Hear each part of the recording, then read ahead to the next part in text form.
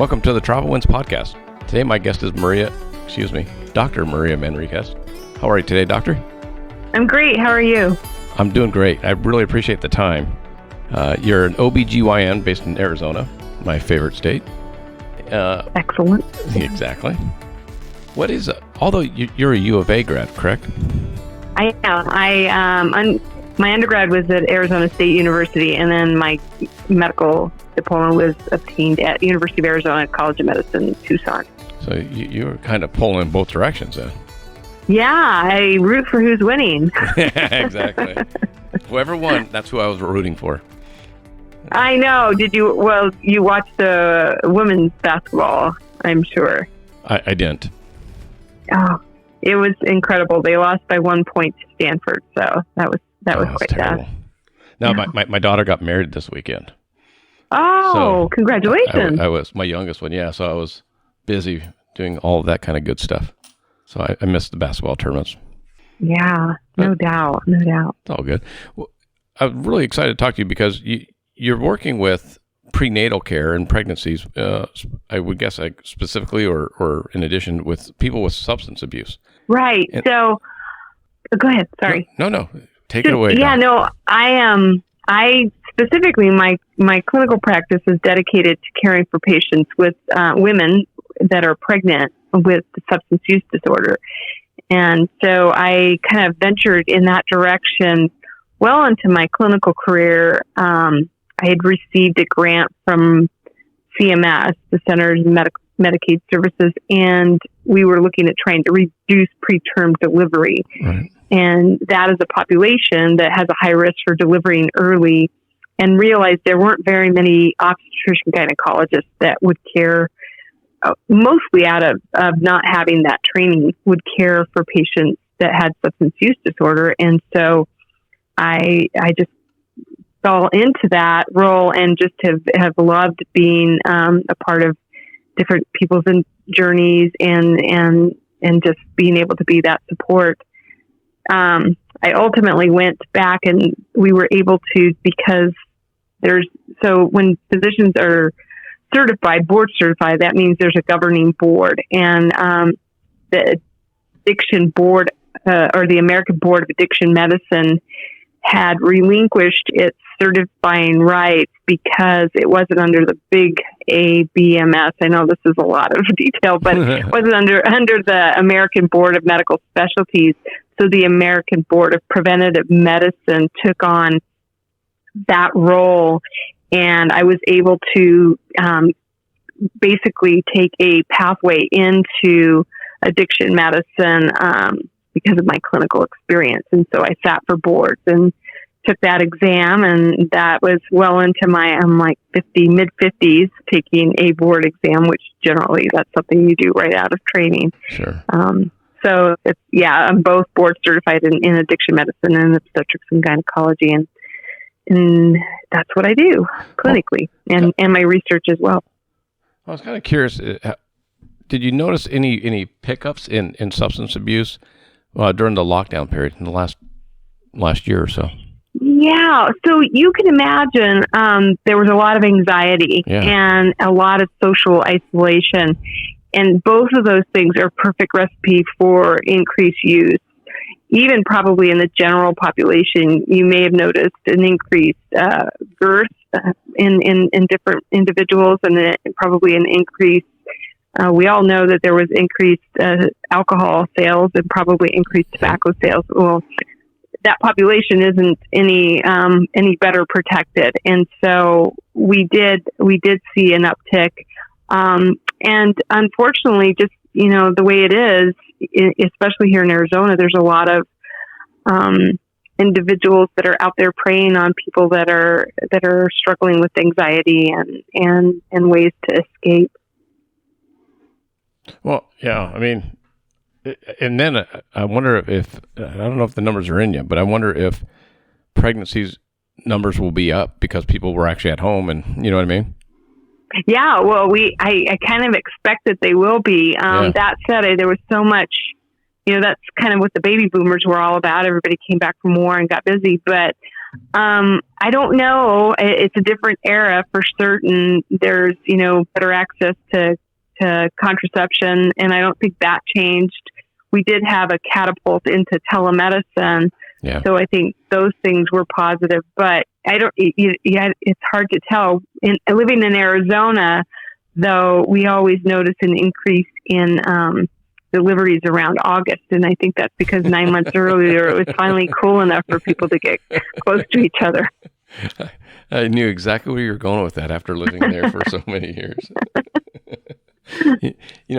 I recently had a guest on my show, Doug Hall. He's a Native American from the Blackfeet tribe up in Montana, and he talked a lot about alcoholism that runs rampant through his family, and his mom was actually killed by a drunk driver. So he's doing speeches on that. So I was curious because I know I used to play football on the reservation out there near Scottsdale. Is that, do you see a lot of the Native Americans coming to you, or are you going out to them?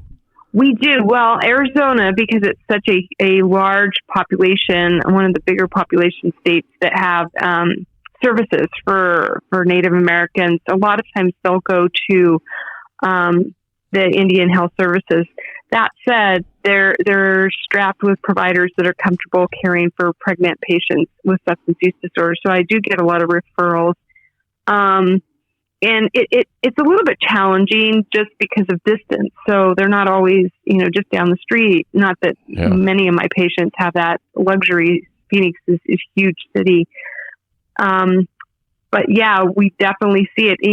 Substance use disorder spares no population, no race, no ethnicity. And so, we definitely see alcoholism, a lot of increased use in synthetic opioids like fentanyl that are counterfeit coming up from either Mexico and China.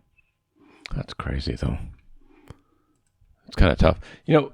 One thing, and I don't. When you went to Peru and China, was that there? Did you go there to vacation, or did you go there to work as a doctor? No, yeah. We went to Peru first, and we did that more as a health mission. It was an opportunity to take our teenage children to do some service work. And so my daughter, who at the time was interested in medicine, and my son, who was interested in doing anything that didn't involve his parents, we took him down and he worked on a construction project with my husband, and my daughter stayed with me in the clinic, and we were able to, we stayed at essentially not a convent per se, but it was definitely intended for individuals of, that were there to do service work for the community. And so we stayed there, and we were able to see patients in just very primitive, basic environment. Had a lot of medical students that were planning either to become medical students or hoping to be nursing students, and we did a lot of the gynecologic work that I do here, but in a much more formative fashion. We saw just lots of patients. They would line up and wait all day to be seen. And so it was more just a charitable work. Okay. So not, because I interviewed one doctor, and he was doing locum tenens. So he would, go to areas that didn't have doctors and be there for a month.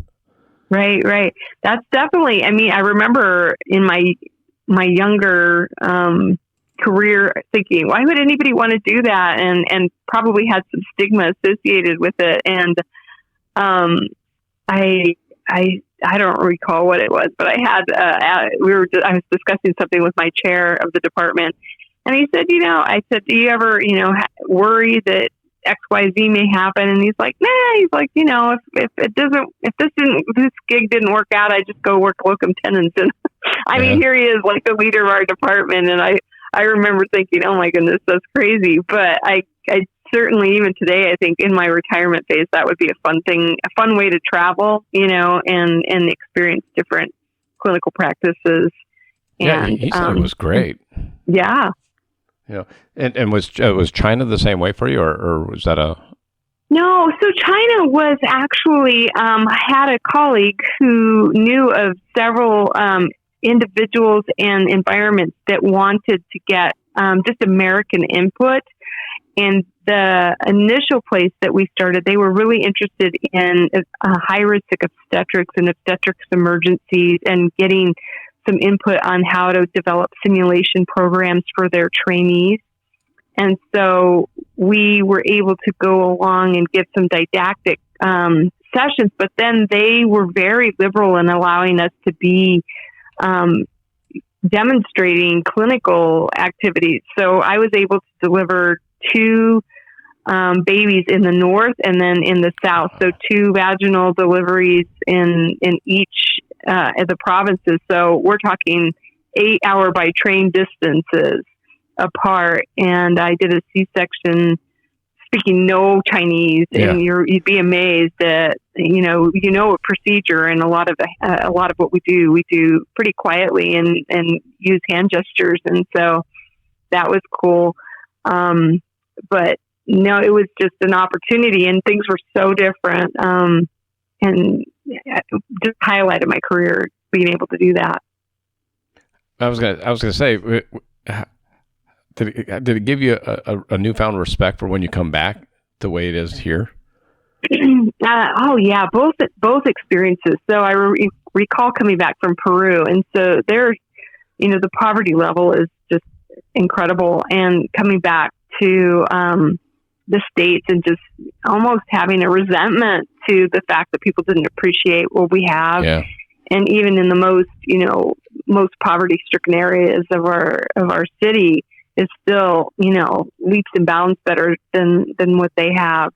And so that was probably the most impressionable. It took a while to get past that because we were there for a couple of weeks, but I mean, we were working, long hours and being exposed to just the most grateful and incredible people. It's probably where I first experienced patients giving me a hug, right? I mean, it's just not something that typically happens. And, wow. And so I think part of it is just being open to it. So I recall later coming back, being very open to, giving a nice gesture that we can't do in the COVID times, but, just a hug or a heartfelt, handshake that probably was not something that I incorporated into my practice previously. And then in China, I was just awestruck at their hours. I mean, they work 16, 20 hours a day relentlessly.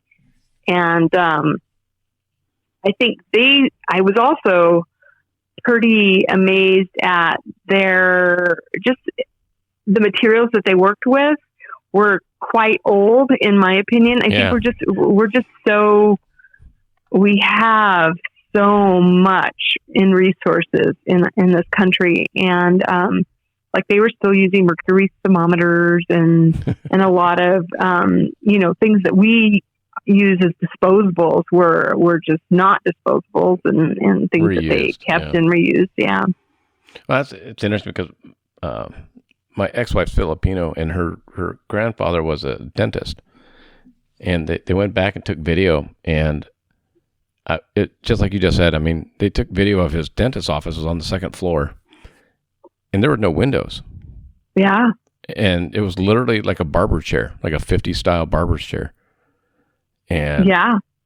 With no window. And you're like, hold on. So they have jeepneys in the dirt roads. So like you could be having a crown or something removed out of your mouth with dirt flying in from from outside. And you're like, and here we are worrying about hygiene and, cleanliness and wiped down. I'm like, these people are getting operated on with open windows. Well, that was the funniest thing too, was I was, as I was in the labor suite, so they would, and into the ORs. So you weren't able to bring your shoes in, your own shoes. And so they had slippers that they were basically like plastic flip flops. Yeah. Not in, and you would wear those into the OR suites. And I'm thinking just all the stuff that we don't, because of JCO rules here, we don't do here. But theirs was for sanitation, because they would then wash all those shoes again. And in China in particular, I don't know if you're familiar, but how they use the restroom is significantly different than how we Yes. use the restroom. And so, shoes get dirty over there. And so I had a newfound respect for why people of Asian descent often take their shoes off. So that was an experience. That was definitely an experience getting used to. It had to learn how to develop some quads. For sure. Exactly. It's all about the squat. Yep, totally. And just, like my husband, who was translating, because my husband speaks Chinese, he was translating often for me. I did have a translator as well, but the rules are just different there, right? So he was able to be in the delivery room, which would have never happened in the United States, right? Exactly. I was able to deliver a patient and talk them into letting the dad be in the delivery. We've been doing that since probably the late 70s, right? And in this particular hospital, that was the first time a dad had been at the delivery. Well, that's crazy. I know. It was really cool. Although, after seeing both of mine, I wouldn't mind being not allowed in there. I've heard that before. Yeah, it's true. I always I always joke with my friends. I'm like, why would anyone want to be a woman? Right. There's just not a lot of upside, I guess. I run a Pathway Scholars program, which is essentially to bring in students for a year that have been educationally disadvantaged. And we were making phone calls today to let them know that they've been accepted into the program. Very cool. And so the question I ask all of them is like, who's the first person you're going to tell? And so most of them will say my mom. Yeah. And so the dean, the admissions dean, was like, well, how come nobody's saying, I'm going to tell my dad? And I'm like, that's because you didn't push. Exactly. Exactly right. I so agree with that. What do you see as now that we're somewhat kind of sort of in a way, roundabout way, coming out of the lockdown with the vaccines being more prominent, how do you see delivering babies? Has it been you're the first doctor I've talked to since the COVID, so oh yeah, is it more difficult now?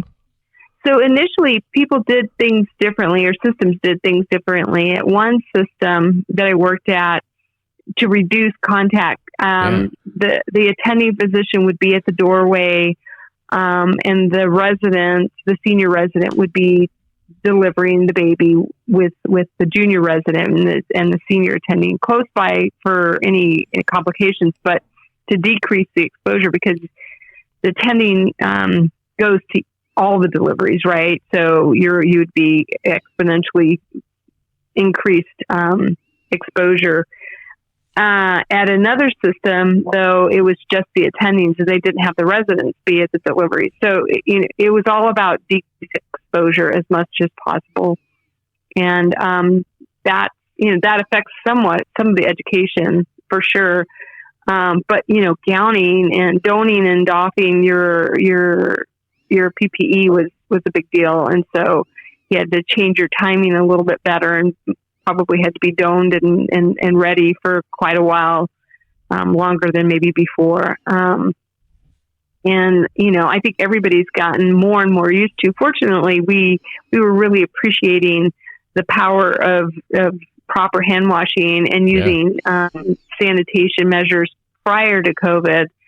But I think people really resonate with that, just the general population today. I don't foresee that going away. Hand sanitizer and good washing techniques.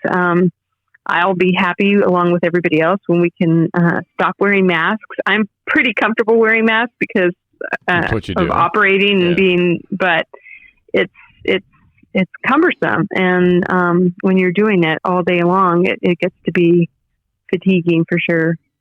That's I talked to a lot of of my business guests about how COVID has changed business travel, and maybe it's changed it forever. So I'm wondering. I think it's changed a ton of things. So do you think it'll stick though?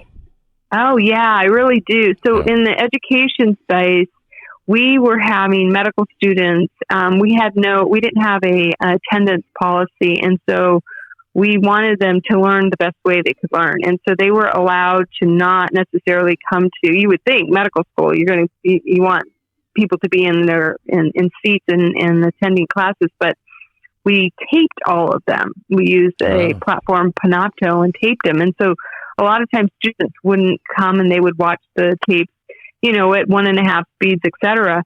And then when COVID came, they went to Zoom. And so interestingly enough, and I believe that they were still being recorded, but more students would actually attend. It was literally the issue had more to do with getting in your car, driving from wherever you were driving, getting and parking and, paying for that parking and coming to class. It wasn't necessarily that they didn't want to be in real time. So I imagine that stuff like that isn't going to change. Telemedicine actually was better for my patients in the population I see because they do have transportation issues and sometimes they have childcare issues. And it was just, my no-show rate actually went down because of telemedicine. It's interesting because I had an issue and I tried to make an appointment. They're like, well, you need to set up a telephone call first. And then, so I set up the telephone call and everything was done over the phone. I didn't have to go anywhere. Yeah. It was kind of bizarre. And I've been advocating for this for a very long time, and it's just been so slow. This has been something in the talks and works since early 80s, and it's just really never taken off, mostly because of reimbursement. And it went into warp speed. And I would really, we've missed an opportunity if we go backwards. There's so much you can do in a conversation and then get to the testing and what you need to do, especially for rural communities and some, just again, individuals that have transportation difficulties or otherwise. Not to mention, if you could take a 15, 20-minute break and see your doctor, you don't have to take a half day off of work to do the whole process. Well, I also wonder, because FaceTime or Zoom or whatever, you can eventually, I would think, you could set it up where you could be actually looking and talking to your doctor. Oh, that's what I was doing. So all of mine are through a HIPAA compliant platform, and I see my patients. So very few of my telemedicine encounters are just telephone alone. That's very cool. And it's helpful because you get to see them in their own environment. You really know what's going on for them. For my patient population in particular, I value that. Yeah, I would think, especially, if you're dealing with pregnancy, that's the mom to be would definitely want to see someone. Just your face-to-face contact is key. Yeah, definitely. Have you seen the there's robots that will be in an emergency room, and they're doing they've been doing if there's somebody needs a heart doctor and they don't have a heart specialist in this rural community, that they have this robot that'll come out, and there's a doctor like at Cedars-Sinai or whatever that is now telling the doctors there what to do or what to look for or how to operate and how to do things. Right. So there's different platforms. One that I work in a system, one of the major systems, Banner, and we have a telemedicine department, and so I'm part of that in getting some of the rural carts out to different areas, and they also have them in the ICUs where they're just up on so they're attached to the TV monitor so that when they want to have the encounter, and they were particularly important during COVID because it was limiting the exposure, but you still needed to be able to see the patient, and we would have one person in there instead of the entire team in there. And so we are using that more and more. Yeah, it's pretty amazing. Well, I was just wondering because I would think if that doctor's office or hospital or whatever doesn't have an OBGYN on call, or there's a specific issue, it'd be good to be able to plug into somebody like you that can say, hey, okay, do this, or, Right. And we're kind of doing that a little bit more and more. Centers. So that's been something in the works for a while. And then we have, like the poison control centers that do that, stroke centers.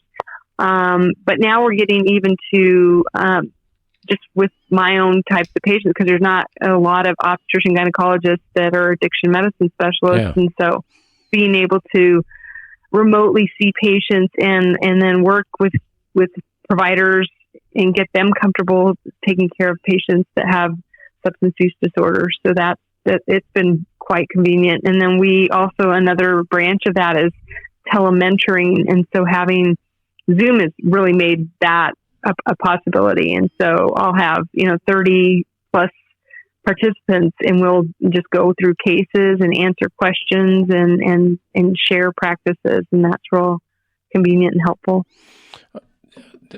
I don't know if you've been doing it since COVID, but do you expect to be doing any travel to do seminars and speaking engagements for your specialty? I hope so. I enjoy sharing. I did a lot of traveling because I was very involved with our national society, the American College of Obstetrician and Gynecologist, and then some of the regional societies. Did tons of traveling, and so I probably had 5 to 8 trips a year, and so it's also kind of nice that break was nice as well. Yeah. But yeah, it's weird not to have to travel. Well, I was just like, will they start doing medical seminars with with Zooms? Oh, I know that could seriously change. The problem, I think, is that a lot of people are getting Zoom fatigue. So I bet a hybrid situation is going to be fantastic. Those people that can want to attend things, they will be able to. I noticed that just in our local, a parish that I go to for church, they have been doing virtual mass every Sunday, and now people are coming. But I think they're going to continue having that virtual mass for individuals, new moms or people that just for whatever reason, illness, et cetera, can't get out. And I kind of see conferences being the same way. People definitely want to interact, but then, you have a department of OBGYNs and the whole department can't leave to go to this fantastic conference, but maybe a couple can and a couple others can watch it virtually. But you do get virtual fatigue.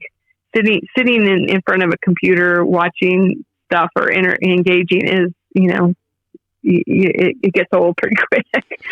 So I'm sure there will be a demand to have at least a hybrid scenario. I was going to say, I think it'd be the perfect word is the hybrid, because like there are podcast conferences that I'd like to go to, but they're in New York or Philadelphia, and I'm not going to spend a couple $1,000s to go to it. But if they offer some kind of hybrid or video interaction, maybe I'd pay that money without having to leave. That way people in that area could still go to it. But then... I've seen just prices drop too, right? Because they still want to have... So that'll be interesting to see how they're going to manage those prices. But you're like, okay, $125, $200, and I can get a couple of expert opinions. Sure, I'll do it. Yeah. And there's always, in the medical practice, I know there's continuing education requirements. Right. So some of the things you went to might have counted towards it, but I wonder if they'll have the option to say, hey, I did the video teleconferencing of this conference. That should count towards my continuing education. Oh, I'm sure they will. They'll get smart enough to do that. Right now, in many of the specialties, though, we're required to do maintenance of certification. So I mentioned board certification. So they actually have me do articles, read articles, and then take tests on those articles. So that covers the majority of the CMEs I'm required. So the other stuff is just, on top of that. And most people, they really want to get some fresh introspection. And honestly, it's an opportunity to network and collaborate. I'll see people go to meetings, and particularly some of the academic meetings that I attend, and they'll be sitting in corners, with other colleagues planning the next abstract for the next project. So, there's certain things you have to do in person, right? Right, definitely. It'd be interesting. Well, I'm so happy that you shared all that, and what's the best way for my listeners to reach out and see what you have going on? Sure. So I have a website. It's mariamanriquez.com. And then for those individuals that are interested in and or know of somebody that might be interested in seeking consults regarding substance use disorder, I see patients at Banner University and the Women's Institute, and that number is 602-521-5700. Perfect. I love hearing the 602 number still. Didn't they come out with a new area code for Arizona? Well, it depends on where you are. Like, I'm in Ahwatukee, so mine's 480. And then if you're in the West Valley, it's 623. Tucson's still 520. Yeah. But Phoenix got too big. And so it's 602, 480, and 623 are the perfect area codes. It's interesting because I remember, I think when I lived there, back in the 70s, 602 was the whole state. Yeah. Well, I don't know. Let's see. Maybe Tucson was. I think it was 5. We had. Gosh, I don't even know. I think it was 520. Tucson. It was like half of the state was one number and half the other. Maybe that's it. Yeah. Crazy. So where are you now again? Remind me. I'm just south of the LAX. I'm in Redondo Beach, so I'm just. Oh, how's the weather out there? Not hot. We hit 90s this week, so.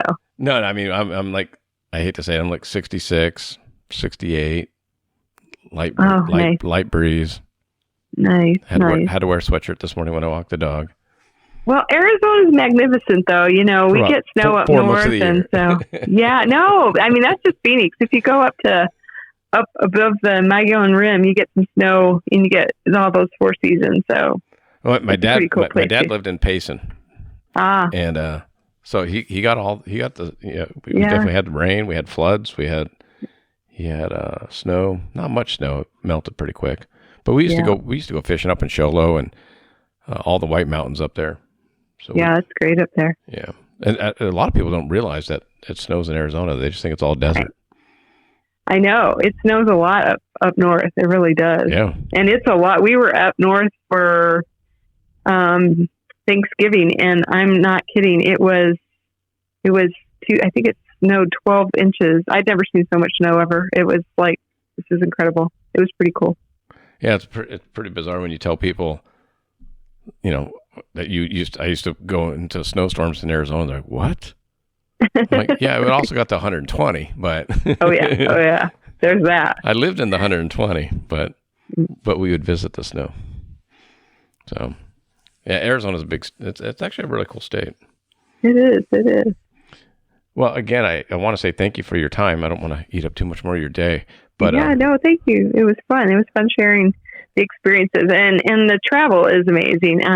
Like I said, the China experience, the first hospital that we were at was very rich and lavish, and patients would stay there for actually a month after delivering. And then when we went to the south, we were at a public hospital, and just the dichotomy, like windows were open, and it was considered warm down there, but everybody would be wearing jackets to keep warm because they were conserving on energy. So it's an experience. I think everybody should do travel so they come back and appreciate what they have here. Totally agree.